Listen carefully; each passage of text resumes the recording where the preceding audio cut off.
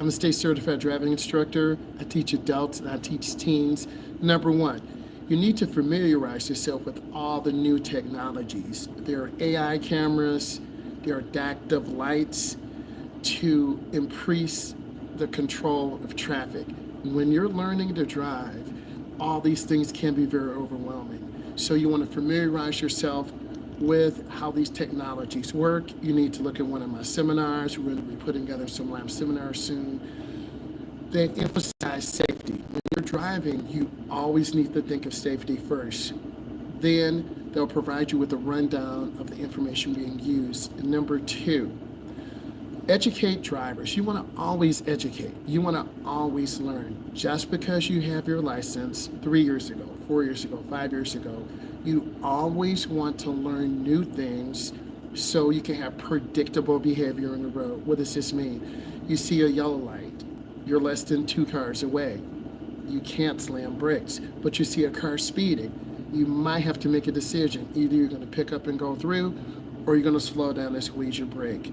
There are a lot more autonomous vehicles on the road, so we need to learn about them, not fear them, not shame them, but understand what these adaptive self-driving cars will do. They'll make lane changes very fast. They'll shoot through gaps really fast. Where we as humans, we tend to hesitate and think. And sometimes when we hesitate and think, that could cause us to have an accident. Number three, explain cybersecurity measures that are in place. There are always updates. If you have a smart card, you're going to get an update. If we have a smartphone, we're going to get an update. I'm a state certified instructor. I'm always going to give you updates on what's going on the road, how do you make decisions, and what is best for you. So you always have to be aware, have an open mind, and learn. Number four, practice situational awareness. If you're in a downtown area, you're going to have more bikes. You're going to reinforce proper following distance. As a driver, we always struggle with following distance. Whether you're a first-year driver, a 20th year driver, hi, how are you? You always have to work on following distance to be safe. This allows you to emphasize yielding when necessary. If someone is backing out of a driveway and there's no one behind you, you can slow down, you can let them go by. Number five, use navigation apps. Updating zoning information. Become familiar with your phone, your area, your smart technology, because cars today are becoming more synced with Google Maps, with the maps in the city. Everything is electrified. Everything is connected to our phones and to our cars. Maybe you want to type in an estimation of your route, but there's a traffic jam. Your car may reroute you to several side streets, saving you 3 to 5 minutes and 2 or 3 miles. So you always have to. So what I would do if I'm getting into a car, I would press update. What is the update? Is there an accident on my road? Is the road closed? Always be on the lookout for updates. Number six, practice locating and using apps that will help you. They're always smart apps. For instance, Gas Buddy. They'll tell you the prices of gasoline that are low in your area. Use those apps to help you. Don't just rely on Google Maps. There are other maps. There are other map and app designers who are competing in the Google Play Store for you to download. Some are free, some cost money, but you always need to take a look every couple of weeks in your Apple software, your Android software, to find out what driving softwares are best for you. Let's talk about safe driving. If you can have a good driving record, you will have lower insurance. Typically, that's 16 to 24, you're going to pay the highest rate. Why? Your age group has more accidents. You drive more miles. You tend to speed over the limit. Right around 25 years old, common sense. You're out of college. You're in a stable relationship. You might be moving out, getting a home. So now you realize I don't need to speed. I need to wear my seatbelt. Insurance premiums will go down, maybe if you move from the city to a suburban area. If you move from a suburban area to a rural area, there's still plenty of homesteads across the country where if you want 5 acres, you want 10 acres, you buy your land for $250,000, you save your money up, you do research, you dig out your basement, you lay your foundation, and then you have 8, 9, 10 acres of private, comfortable land. Your ride into the city or the suburban area is a little bit more, but you have land that you can pass on to your family. So I see a lot of people doing that. So educate yourself on safe driving. It can positively impact your premiums. There's some apps that insurance companies can allow you to download. It tells you how many times you accelerate really fast, hit the brake really fast, so then they can determine your premium. So you might want to do that. Good driving behavior is learned from your driving instructor. Good driving behavior is learned from your parent. I always talk about good driving behavior. Whenever I go live, I show you, good morning, hey, how are you doing?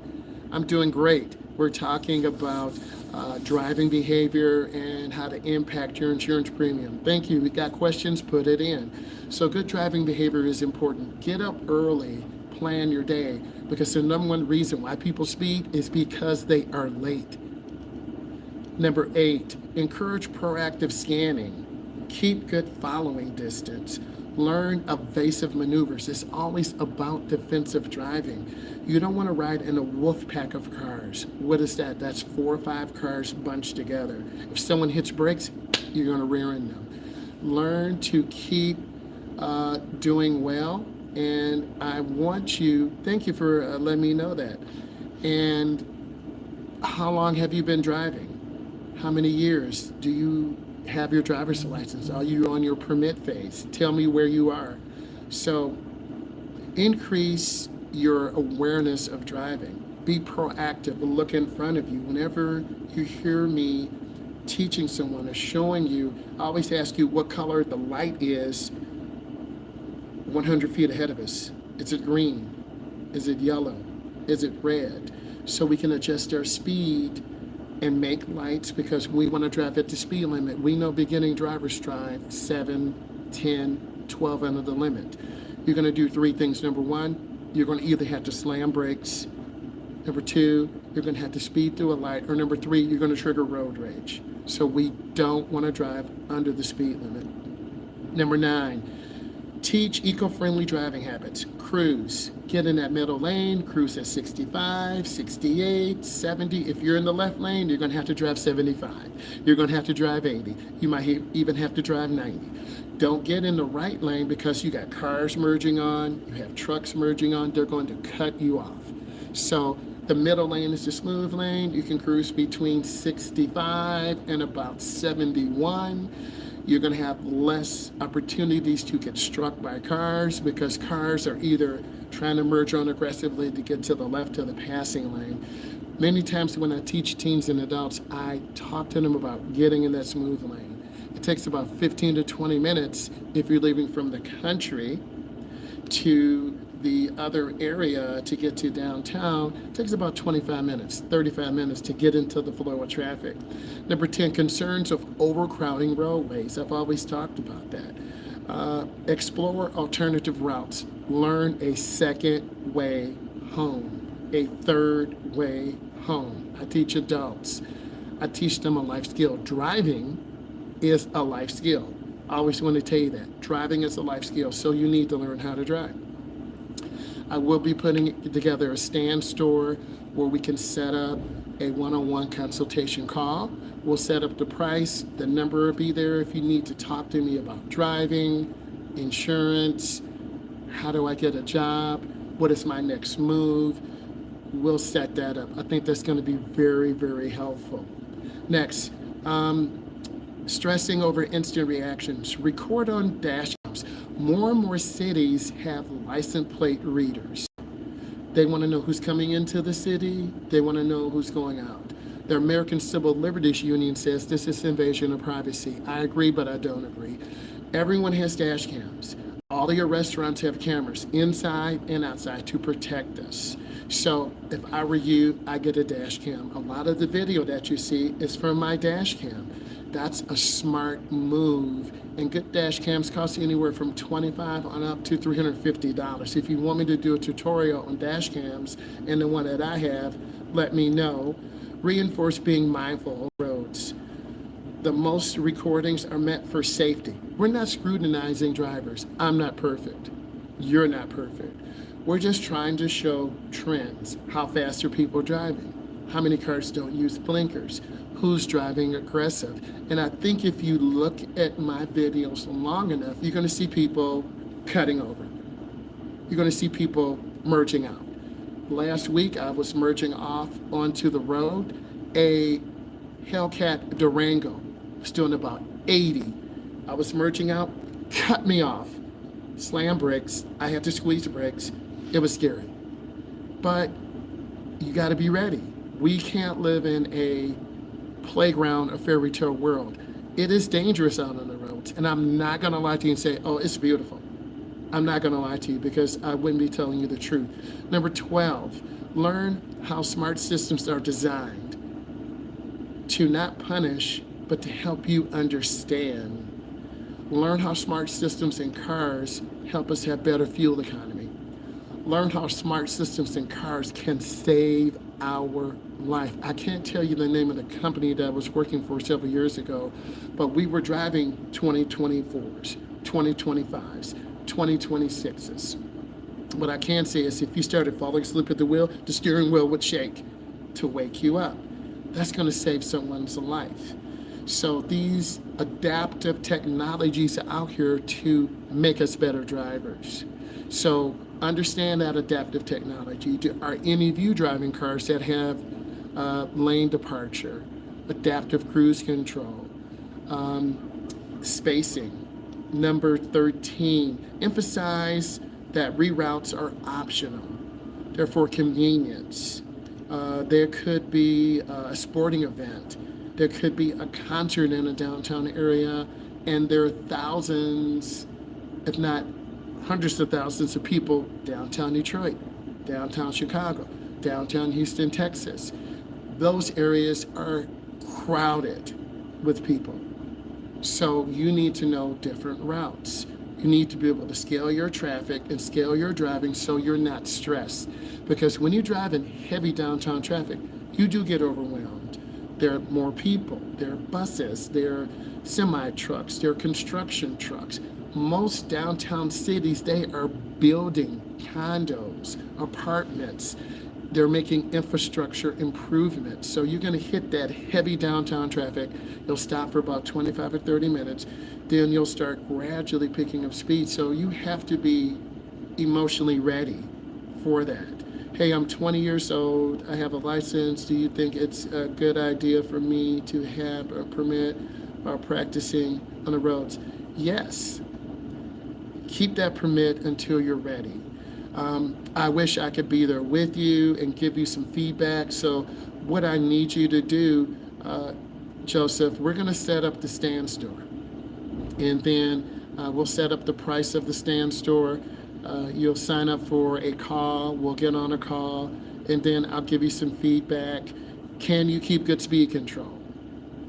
Can you stay with the flow of the traffic? Can you make consistent left turns and right turns? Do you know how to make a left turn at a non-protected light intersection? Can you merge on the freeway? Can you turn smoothly, hand over hand, making a right turn in the nearest lane? When you make your left turn, can you go up to the intersection, the lights above you? When it's clear, you're yielding to traffic. This is traffic coming by. When it's clear, you turn. Are you turning in the nearest lane? Are you turning in the wrong lane? Do you know the rules of the four-way stop? I'm giving you a lot of information. I'm not trying to overwhelm you, but I have some good resources. So, Joseph, what I need to do, and I keep procrastinating, I just need to set up the stand store. Then there'll be a number. You can sign up for a consultation with me. We'll set up a price, and then you can tell me where you are, and I can give you best practice. That was great.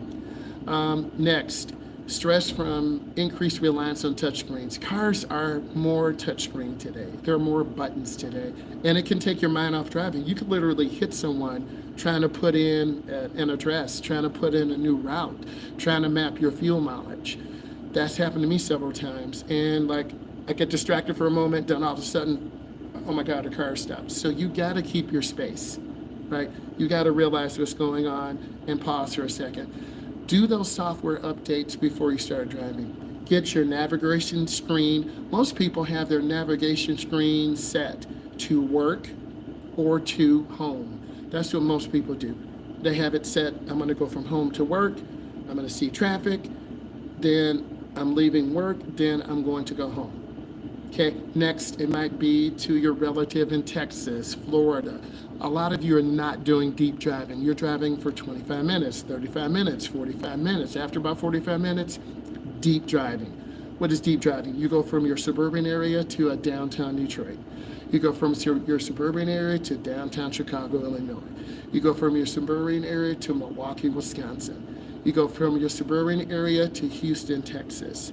Over an hour, I consider deep driving. And then you're gonna have navigation, you're gonna have GPS, you might even have an app on your phone to let you know where charging stations are, to let you know the lowest price of gas. Driving on the interstate can be fun, but it can be very overwhelming too. Hold on one second.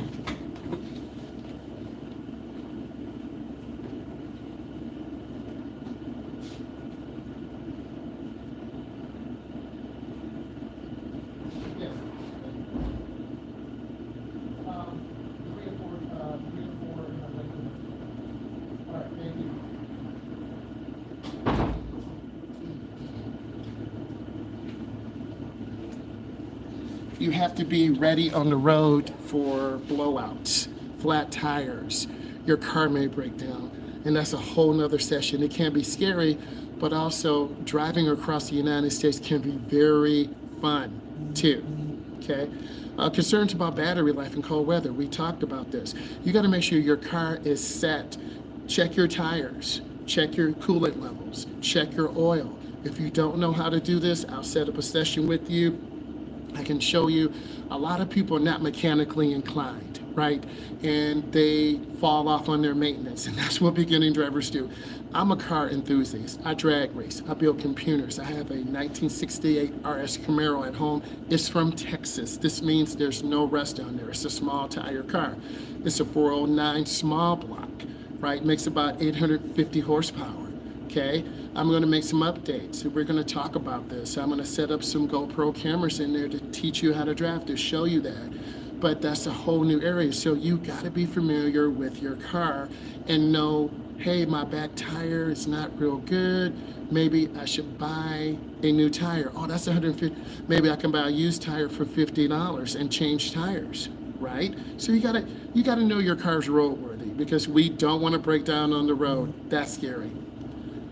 Next, 16, gradually practice features in low driving environments in your neighborhood, making 12 right turns, 12 left turns, because some of you are at 0, some of you are at 5, some of you are at 10. Everyone starts at a different spot. So I'm taking it as if you're beginners. I'm taking it as if I taught you how to drive. You know how to get into the car and start it up, adjust your mirrors, put on your seat belt. You know how to pivot your foot left or right between the gas and brake. You're gonna have your hands at 7 and 5, or 9 and 3, or 10 and 2. There's more than one way to turn the steering wheel, but you gotta be comfortable in low traffic environments, from your house to school, from school to your job, from your job back home, then from a suburban area to a downtown area. The traffic's going to be faster. They're going to be driving 70, 75, 80. Do you feel comfortable doing that? If you don't feel comfortable, stay to the right. But if you're in the right lane, you're going to be cut off. Hey, how are you doing? Do you have your license? Okay, tell me about that. And I think there are a lot of 18 to 25-year-olds that listen to this program, and I feel like you need some support and guidance. So by us setting up the stand store, and you can book an appointment with me. I can talk to you, help you develop a plan, and that's my ultimate goal. Anxiety over overprotecting the environment while driving. Goal, to increase fuel efficiency. We want to get you in that middle lane. You got to get in the middle lane, drive at 65, drive at 70, set cruise control, you're good. People who want to go faster, go to the left lane. People who want to go slower, stay to the right. So the smooth lanes, the two middle lanes. Houston, they have 6 lanes, 8 lanes. Okay, so the middle lanes are the smooth lanes, but you have people who are going to drive really, really fast, 75, 85, 90, but you can't drive that fast for a long period of time because cars are cutting in front of you. The speed limit is 70 or 75 max. It varies. Fear of autonomous driving vehicles. We fear what we don't understand. A lot of cars do have some self-driving features, cruise control. Right, you push a button, you lock in 75, you hold the gas, and then you lift your foot off the gas. The car is driving at 75. Okay, it's mechanical. The smart cars, you hit a button, your computer locks, it's scanning traffic. Same thing, same principle. So you have to know when you can use cruise control. I would not use cruise control in a heavy downtown metro area, downtown Detroit, downtown Houston, Texas, downtown Los Angeles, California. Too many people. But once you get outside of that urban area, set that cruise, relax and drive, and make driving fun again. Enjoy it. Next, there is some range anxiety. When I first started driving, I didn't have a lot of money. And was I going to run out of gas? Typically $25 to $50 would get you pretty much in your metro area, but now people are going from Michigan to Ohio, from Texas to Nevada, so you got to know how much money you need. You got to know how much electricity you need. I think maps have gotten better. They're no longer paper maps. You guys don't know what those are. But I used to use those activities because sometimes you're going to have to learn how to read a map. And a lot of people that's 16 to 35, you don't know how to read a map. You don't know cardinal directions. So that's an opportunity where I can show you odd routes, even routes. Okay, I-75, 7 is an odd number. Those routes run north and south. Even numbers run east and west. You need to know those routes. You can't always rely on a map on your screen or a map on your phone. Uncertain about braking. Brakes are really important. And if you're a first-time driver, you're going to get an older car. The brakes aren't that good. I'm not going to lie. I've been in cars like that. The car barely stopped. Brake pads cost $85. New rotors cost $200. New tires cost $400. You don't have the money. You're barely making $450 every 2 weeks. You might have to pay your mom and dad rent, which you should be doing. So you need to say, my car's really messed up. It barely gets me back and forth to work, but this is all that I have. And I've been there before. And my car barely started in the morning. I had to put a quart of oil in to get to work, because it was leaking oil. I don't know how I made it, but God provided me a way, and I'm here to be a witness. God will only put on your plate what can be handled, right? And a lot of times we feel, example, I have a coworker, brand new house, and she's over, it's not new, but she's got a lot of repairs to do. I said, take your time. When you own a house, you have resources. You're gonna have to repair it. Same thing with the car. You might need a couple of new tires. Your windshield wiper blades are bad. You might need an oil change. You might need a transmission flush. You can only fix what you can fix right now. You can't worry about a new rebuilt transmission. You don't have $1,800, but you know you need to save because your transmission is slipping and the fuel smells burnt. So you need to know, hey, by the summer, I'm going to have to get a new car or put $1,000 into my old car. And that's the tough decision you're going to have to make.